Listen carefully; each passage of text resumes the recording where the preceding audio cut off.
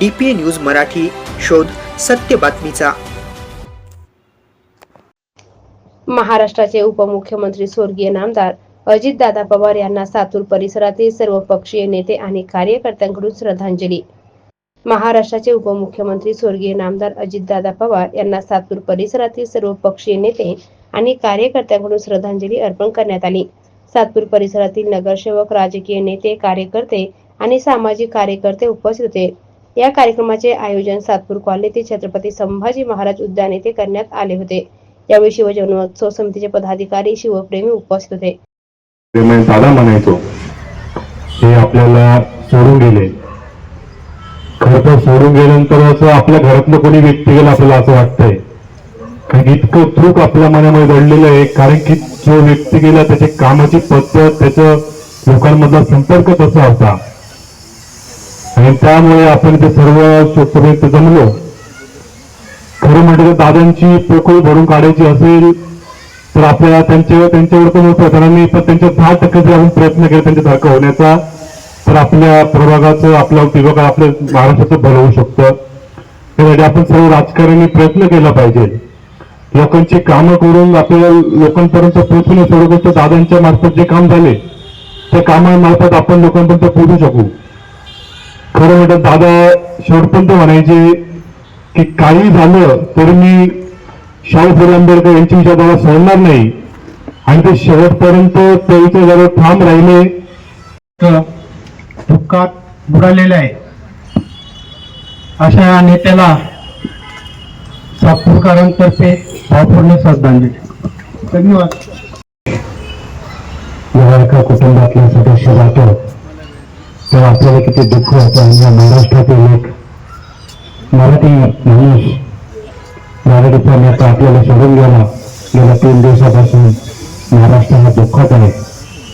पण ते मिठीच्या पुढे काही चालत नाही, वेळ कोणावर सांगता येत नाही।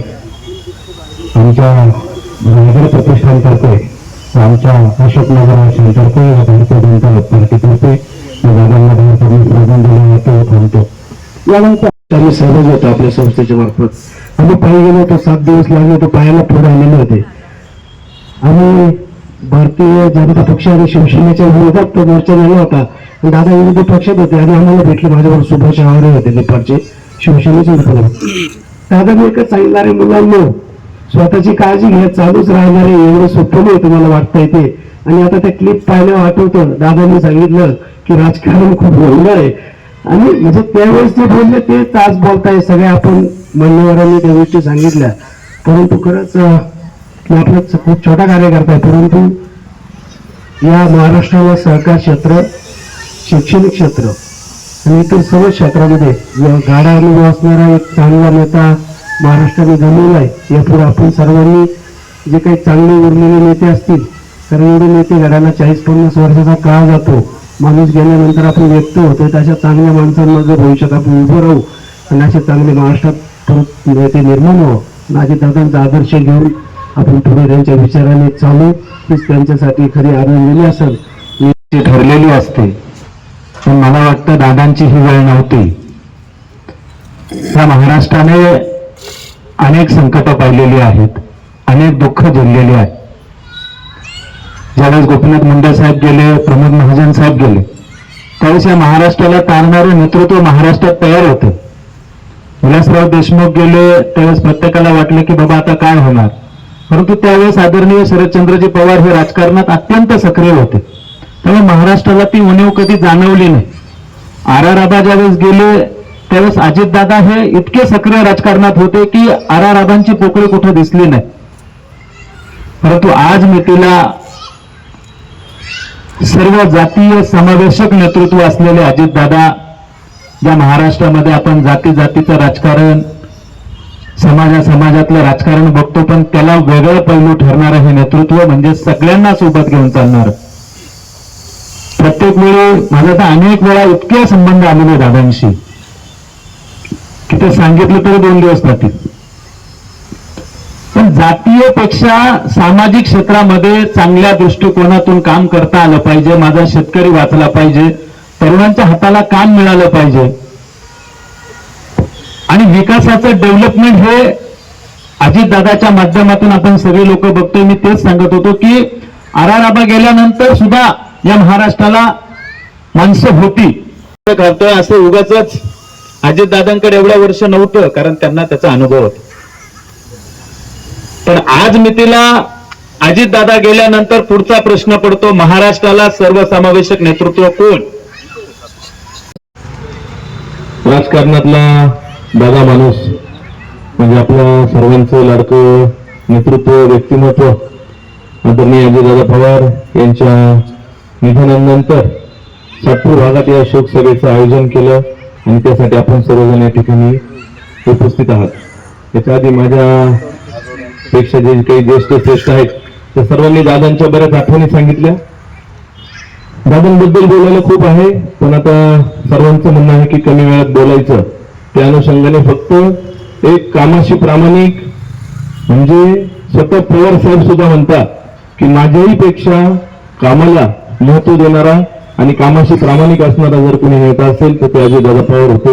आणि अशा एका चांगल्या व्यक्तिमत्वाचं जे व्यक्तिमत्व महाराष्ट्रातच नव्हे तर भारताच्या राजकारणात आपला चांगला ठसा उमटवणार होतं येणाऱ्या काळात, अशा एका चांगल्या व्यक्तिमत्वाचा या ठिकाणी असं अंत होणं हे खूपच वाईट आहे. नक्कीच या शोक सभेच्या निमित्ताने आपण त्यांना श्रद्धांजली अर्पण करण्यासाठी या ठिकाणी उपस्थित आहोत. राजकारणात काम आणि प्रामाणिकपणा हा फार महत्वाचा असतो आणि ते एकच सूत्र ज्यांनी आयुष्यभर जपलं, आपल्या स्पष्ट व्यक्तिपणामुळे ज्यांनी एक वेगळी ओळख निर्माण केली, अशा दादांना आपल्या सर्वांच्या वतीने मी या ठिकाणी भावपूर्ण श्रद्धांजली अर्पण करतो. राष्ट्रवादी काँग्रेस शरदचंद्र पवार सातपूर विभागाच्या वतीनेही मी दादांना भावपूर्ण श्रद्धांजली अर्पण करतो. वैयक्तिक माझ्या नागरी परिवाराच्या वतीने दादांना भावपूर्ण श्रद्धांजली अर्पण करतो. थांबतो. धन्यवाद. मला असं वाटतं की आता जे राजकारणी आहेत, समाजकारणी आहेत, यांनी जर अजितदादांच्या पावलावर पाऊल ठेवून जर समाजकार्य केले तर तीच खरी अजितदादांना श्रद्धांजली अर्पित होईल असं मला तरी वाटतं. एक कामाचा माणूस जो काम करता करता आपणा सर्वांना एका क्षणात सोडून गेला. मला असं वाटतं पद, पैसा, संपत्ती हे कुणासोबत येत नाही, सोबत येतं ते फक्त त्याचं कार्य, त्याने केलेली कीर्ती. आणि म्हणूनच अशा महान व्यक्तीला माझ्या पाटील परिवारातर्फे मी भावपूर्ण श्रद्धांजली अर्पण करते. जय हिंद, जय महाराष्ट्र. ठिकाणी माझ्या बोलकर परिवाराकडनं माझ्या भारतीय जनता पार्टीकडनं दादांना भावपूर्ण श्रद्धांजली. सोनालीताई, आज आपल्या महाराष्ट्रातील दादा माणूस म्हणजे अजितदादा पवार आपल्यात नाही राहिले. आज जशी ही घटना घडली, जसे कोणी व्हिडिओ बघतात, फोटोज बघतात, प्रत्येकाच्या डोळ्यात पाणी आल्याशिवाय राहत नाही. का तर त्यांची महाराष्ट्राबाहेर पूर्ण भारतातील लोकांशी असलेली, जनतेशी असलेली एक जवळीक, आज त्यांची कामे असो किंवा त्यांची काही जी सर्वांशी असलेली जवळीक असो, त्याच्यामुळे प्रत्येकाच्या मनात एक दुःख व्यक्त करतायत. प्रत्येक घरामध्ये आज त्यांच्यासाठी अश्रू येत आहेत. अशा या दादा माणसाला माझ्याकडून, माझ्या बंधुरे परिवाराकडून, सातपूरवासियांकडून आणि भारतीय जनता पार्टीकडून भावपूर्ण श्रद्धांजली वाहते. धन्यवाद. जाधव केले. खरं तर संपूर्ण महाराष्ट्र हळहळतो, रडतो.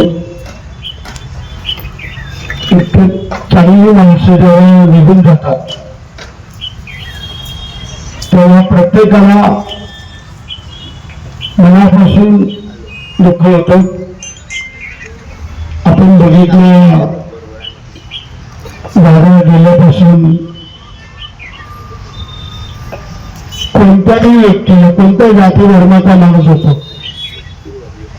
तो कोणत्याही पक्षाचा असेल, त्याच्या प्रत्येकाच्या मनामध्ये दादांबद्दल इतकं तीव्र असं दुःख आहे. या अगोदर आपण बघितलं विलासराव देशमुख, अमोल पाटील, लोकनेते गोपीनाथ मुंडे, त्याच्यानंतर पतंगराव कदम सुद्धा अतिशय चांगला नेता होता. हिंदू हृदय सम्राट बाळासाहेब ठाकरेंचं वय जरी झालं परंतु ते सुद्धा या महाराष्ट्रासाठी ही मोठमोठी माणसं मला निघून गेली. आणि दादांबद्दल खूप खूप दुःख वेदना सगळ्यांना होत आहे. 1993 जलकुंभाचं उद्घाटन इथे दादा आले होते. आताही विधानसभेला इरावण कोस्करने त्र्यंबकला मला बोलवलं. दादांनी तुकाराम पाटलांच्या घरी बोलवून सांगितलं पाटील इरावणला मदत करायची. 1 तास गाडीत घेऊन फिरले. सगळ्यांना जीव लावणारा माणूस. अशा भागांना अशी माणसं उरली नाही. आता असं एवढा मोठा नेताच नाही महाराष्ट्रामध्ये. एवढा मोठा माणूस व्हायला खूप कष्ट करावे लागतात. त्यांची वेळ सकाळी 6ला ते कार्यालयात भेटायचे. 6 वाजेपासून उभे राहायचे आणि येणाऱ्या महाराष्ट्रातल्या प्रत्येक माणसाला सर्व अधिकारी त्यांच्या जवळ असायचे. ज्याचं काम आहे ते करून द्यायचे. म्हणजे 6ला काम सुरू करणारा कोणताही नेता नाही आज, होणार पण नाही. म्हणून मी आपल्या सर्वांच्या वतीनं दादांना भावपूर्ण श्रद्धांजली अर्पण करतो. हे दुःख फक्त पवार कुटुंबालाच नसून संपूर्ण महाराष्ट्राला दुःख आहे. दादा पक्षाच्या पलीकडचा नेता होता. प्रत्येक माणसाच्या हृदयात दादांनी घर करून ठेवले आहे. म्हणून संपूर्ण महाराष्ट्राला दुःख पेलण्याची ईश्वर शक्ती दो, अशी ईश्वर चरणी प्रार्थना करतो आणि मी या ठिकाणी थांबतो. आता मी 5ला राईट आलो होतो. जसे दादा वेळेला पक्के मी तसाचे. आता मी माझ्या शाळेमध्ये गॅदरिंगचा कार्यक्रम मी तिथे जाणार आहे. आपला पुढील कार्यक्रम चालू ठेवा. धन्यवाद. आपल्या महाराष्ट्राचं नुकसान आहे. आपला महाराष्ट्र आज एका शोकसागरात डुबला आहे. हे असं घडेल असं कोणालाच वाटलं नव्हतं. ही वेळ जाण्याची नव्हती.